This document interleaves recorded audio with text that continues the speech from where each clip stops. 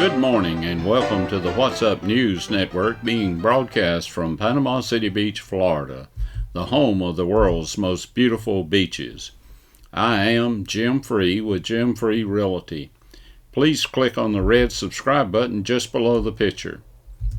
In the real estate market, we have 338 condo units available. 187 of those are on the Gulf front. With the detached single-family units, we have 224 available, and 21 of those are Gulf front. In the attached single-family, we have 55 units available, and 8 are on the Gulf front.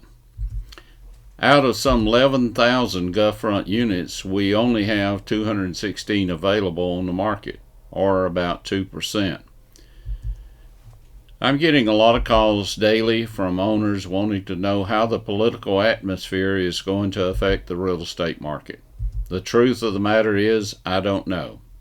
I believe the real estate market will remain strong, but I am worried about its taxes, and especially capital gains taxes. Everything depends on Georgia being able to keep Senators Perdue and Loeffler. If those two Senate seats go to the Democrats, then all bets are off. My grandfather, Tom Free, lived to be 98, and he was a great influence on my life. While my dad was serving in World War II, my mom and I lived in the same house with my dad's parents. My grandfather didn't have a lot of formal education, but he was an avid reader, and during World War II, he had 4 of his boys fighting for our country, and he stayed on top of all the news. He was also quite a philosopher. He always prayed for his boys and his daughter, and gave thanks to the Lord for protecting them. In later years, my grandfather asked the Lord to prop up on his leaning side. One day I asked him why he was always asking the Lord to prop him up on his leaning side. He said, "Well, son, you know the old barn on our old home place had been leaning for years, and I tried to prop it up. It kept failing to keep it from falling. It had been there a long time. It has withstood a lot of weather. It has gone through a lot of storms, and it has stood for many years and is still standing. But one day I noticed it was leaning to one side a bit. So I went, got some poles, and propped it up on its leaning side so it wouldn't fall. Then I got to thinking how much I was like that old barn. I have been around a long time. I have withstood a lot of life storms. I have withstood a lot of bad weather in my life. I have withstood a lot of hard times, and I am still standing. But I find myself leaning to one side from time to time. So I will ask the Lord to prop me up on my leaning side." Sometimes we let sin creep into our lives, and we start leaning toward our old sinful nature. So I like to ask the Lord to prop me up on my leaning side, so I will stand straight for Him. Well, my grandfather's been dead now 38 years. And although he was bent over from hard work and was almost blind, I have no doubt that he is now standing straight and has perfect sight. Every year, the real estate company, we try to seek out some of the dumbest criminals and give them the Darwin Award. This year we have 3 that are in the running. When his .38 caliber revolver failed to fire at his intended victim during a holdup, Long Beach would-be robber James Elliott did something that can only inspire wonder. He peered down the barrel and pulled the trigger. This time it worked. There was a man that walked into a Louisiana Circle K, put a $20 bill on the counter, and asked for change. When the clerk opened the cash drawer, the man pulled a gun and demanded the cash in the register, which the clerk promptly provided. The man took the cash from the clerk and fled from the store, leaving the $20 bill. The total amount of cash he got from the drawer was $15, leaving the Louisiana police to wonder if a robber gives the victim money, is that a crime? Well, in New York, a female shopper exited a New York convenience store.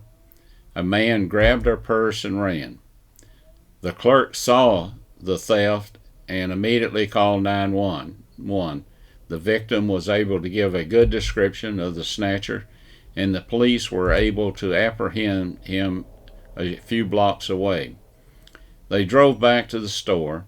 The thief was taken out of the car and told to stand there for a positive ID, to which he replied, "Yes, officer, that's her. That's the lady I stole the purse from." During a recent pandemic, a census worker from New York was loaned to the state of Georgia.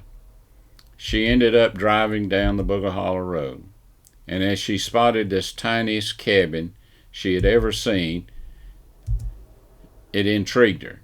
So she went up and knocked on the door. "Anybody home?" she asked.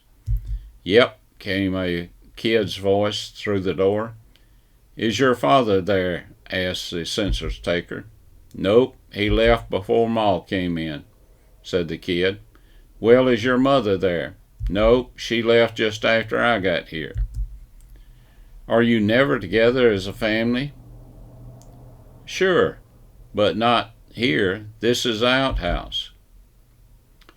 "I'm sure you are all overjoyed that the federal government will soon be handling our financial, educational, and medical dilemmas. We're going through some difficult times now. Could it be that Patrick Henry had a vision of the future? He fought for our freedom from the British Empire.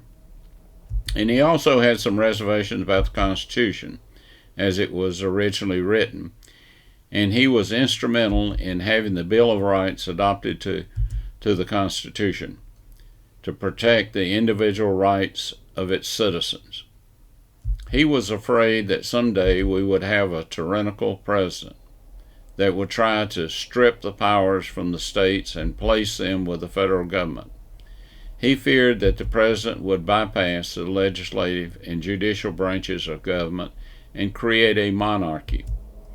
Patrick Henry is remembered for the famous quote, "His life so dear or so peace, so sweet as to purchase at the price of chains and slavery. Forbid it, Almighty God. I know not what course others may take, but as for me, give me liberty or give me death." All those who signed the Declaration of Independence put their lives and their fortunes on the line, and hundreds of thousands of men and women had given their lives that we might enjoy freedom and have free and fair elections. We cannot forfeit these rights that others have paid so dearly for. Until we meet again, may God bless you, your family, and this great nation that we live in.